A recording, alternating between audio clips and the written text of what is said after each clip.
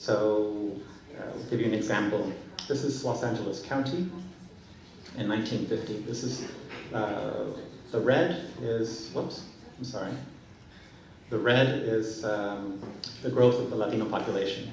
So, yes, all right.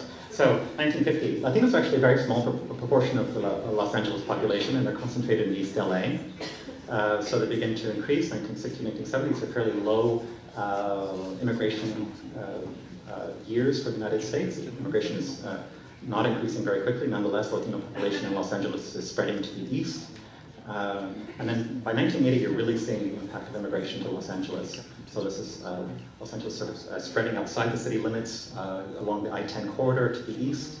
And then what you really begin to see in 1990, I'm going to want to, what did I do with the pointing? Yes, right. Right. So this area down here, this is South Central Los Angeles. So this is where the Watts riots occurred in 1968. So historically black neighborhood in Los Angeles. Restrictive covenants, which are legal agreements, kept African Americans in that area.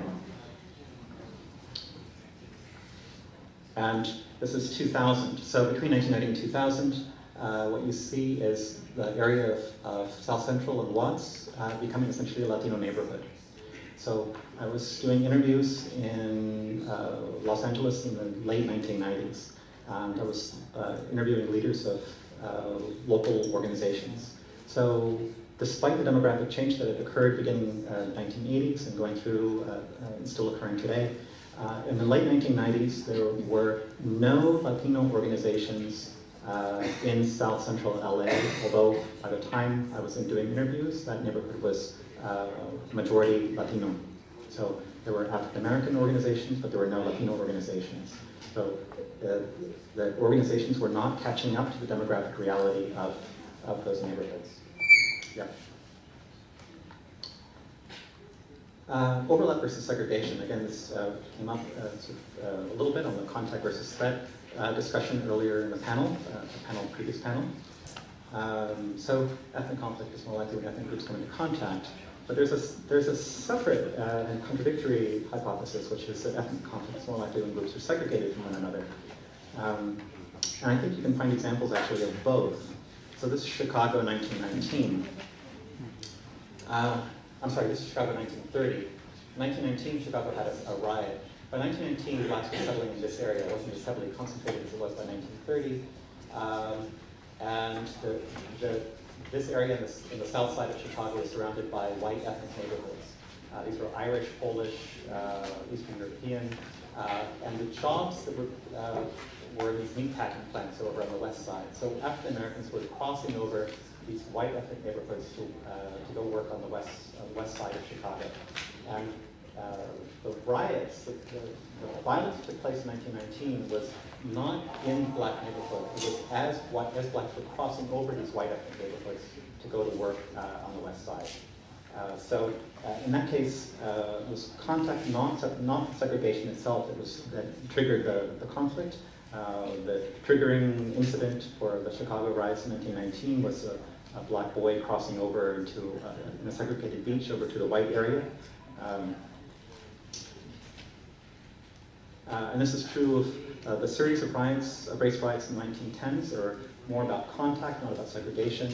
And I have argued in the past, it's also true of the set of riots that took place in the 1980s and 1990s in the United States that again were more about interethnic contact, not about segregation. Oops.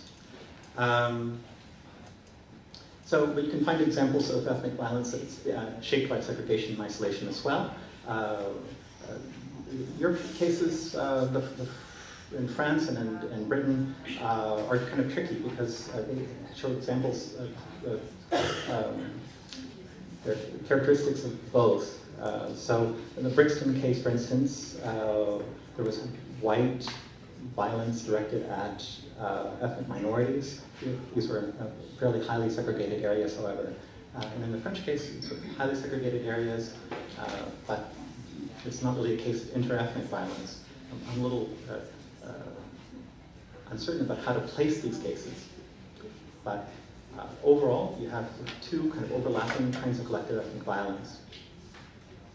So one kind of ethnic violence, I would say, you have a spatial mismatch, you have concentration of ethnic minorities, you have kind of segregation, you have discrimination, and you have slow change. These are established neighborhoods that are segregated and have little access to social goods.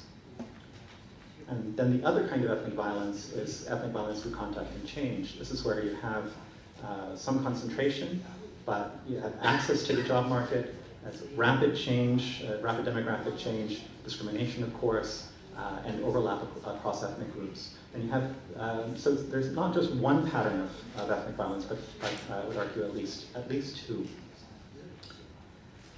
And lastly, I have a couple of slides from Italy. I know we're supposed to focus on France, Britain, and the United States, but the Italian case is kind of interesting. This is new immigration, and it shows the importance in some sense of the built environment. So this is the Emilia-Romagna region. So this is the center, the urban center, and you see where immigrants are concentrated are in this sort of, well, it seems like a random string of little pockets here and there. Well, what these are older rural towns where the Italian population has aged and younger people have moved to the urban area. So the towns have become depopulated. And it's these towns where immigrants have moved in. So it's, again, not like the French case or the British case. So it's not highly concentrated in that way. And it's not public housing that's in the French case. And it's, but I think thinking about the built environment and how the built environment influences patterns of segregation and concentration is quite important. Right. And finally, this is a map of Rome. Again, highly dispersed immigration, but again, you get these pockets of immigrant concentration in the Rome region. And I don't know enough about Rome to explain why you get these pockets. But in these the darker shaded areas, you have concentration that's as high as it's between 68 and 100%. So the concentrations here are very, very high, even though the overall pattern for the Rome region is dispersive. Again, we want to think about sort of why we're getting these patterns of concentration and overall dispersal, but pockets of concentration, and what the implications of that would be for lots of different things, but among them collective violence. So more than one pattern of collective violence, driven by a number of different things, and I think it's important to think about these patterns in conjunction with the built environments to see how they play out and to analyze for different emerging immigrant populations in Europe and the United States. Thank you.